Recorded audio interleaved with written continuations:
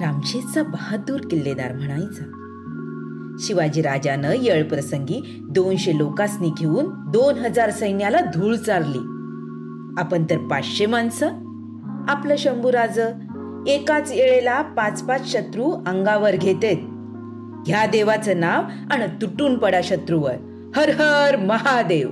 प्रभू श्रीरामाचं वास्तव्य लाभलेला एक छोटासा 3270 फूट उंचीचा नाशकातला रामशेज किल्ला मराठ्यांनी फक्त 600 शिबंदीनिशी तब्बल 5.5 वर्ष औरंगजेबाविरुद्ध लढवला. नमस्कार, मी आर्किटेक्ट स्वाती विखे.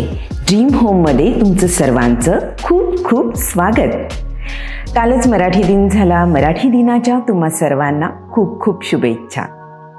लॉकडाऊनमध्ये आम्ही झुंज या कादंबरीचं वाचन केलं होतं. झुंज ही कादंबरी शंभू महाराजांच्या काळातील मराठ्यांचा इतिहास सांगणारी, रामशेज किल्ल्याबद्दल माहिती देणारी कादंबरी आहे. आणि ह्या कादंबरीचे वर्णन, त्याचा थरार ऐकल्यानंतर माझी छोटी मुलगी गार्गी मला म्हणाली, आई, रामशेजवर तर मूव्ही यायला हवी. हाच इतिहास थरार अनुभवायला, तिथल्या दगडधुंद्यांशी हितगुज करायला आम्ही निघालो 14 फेब्रुवारीला रामशेजला. आशेवाडीतून सुरू होणारा हा ट्रेक तसा सोपाच. अगदी 1 तासात आपण गडावर पोहोचतो.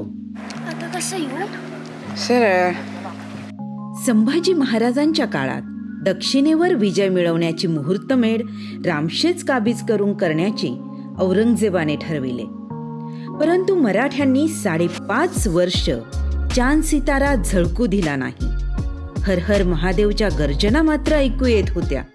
अगदीच डोंगरांच्या रांगांमध्ये नसलेला सपाटीवरचा छोटासा किल्ला काबीज करण्यासाठी औरंगजेबाचे वेगवेगळे सरदार शहाबुद्दीन खान, बहादूर खान, फतेह खान, कासिम खान आपल्या नव्या दमाच्या फौजा घेऊन एका पाठोपाठ एक 5.5 वर्ष आक्रमण करीत होते.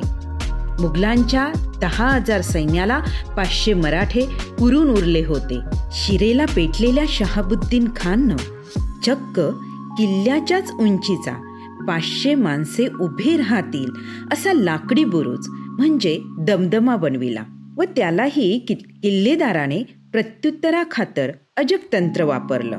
लाकडी तोफांमधून निघालेला एक गोळा लाकडी दमदम्यावर पडला आणि सगळीकडे आग पसरली.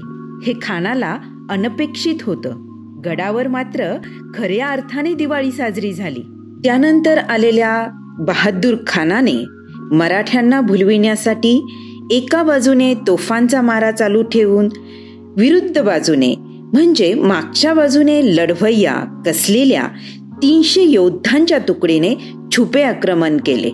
काहीतरी काळबेरं आहे हे किल्लेदाराच्या लक्षात आलं आणि आदेश सुटला, गड्यांनो कापा दोर, एक बी गणीम जित्ता जाऊ द्यायचा नाही, टाका धोंड समद्यांवर. आणि खानाचा हा डावही फसला. असे एका रात्रीतून 300 सैनिक मृत्युमुखी पडलेले, तोफांच्या माऱ्याने तुटलेले बुरुज रात्रीतून दुरुस्त व्हायचे.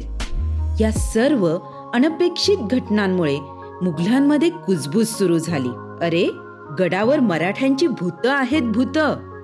भूताटकी काढायला 100 तोळ्याचा नाग घेऊन पुढे मांत्रिक आणि मागे मुघल सेना निघाली. ही सगळी गंमत पाहून किल्लेदार म्हणाला, का रे पोरांनो, आज युद्ध करणार का? मग घ्या रामाचं नाव आणि ताना गलोरी त्या बाबावर. गडाच्या मध्यावर येताच अचानक गोफणीतून सुटलेल्या दगडाने अचूक वेध घेतला. घाबरलेल्या मांत्रिकाने नाक तिथेच टाकून पळ काढला.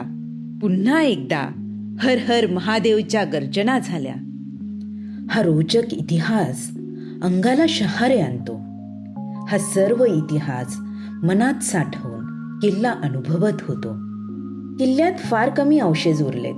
प्रभू रामाचं मंदिर, बाजूला पाण्याचे कुंड व शिलालेख आहे. चोर दरवाजा, मुख्य दरवाजा, पाण्याचे कुंड, देवीचे मंदिर आणि ध्वजस्तंभ आहे. मनात विचार आला, रामशेजवर चित्रपट कधी येईल ते माहीत नाही.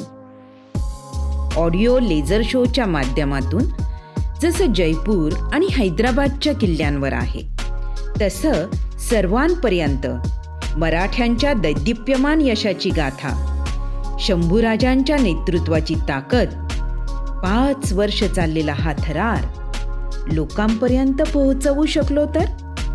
असेच architectural, interior, travel related video बघण्यासाठी ड्रीम होम चॅनलला लाईक, सबस्क्राईब जरूर करा.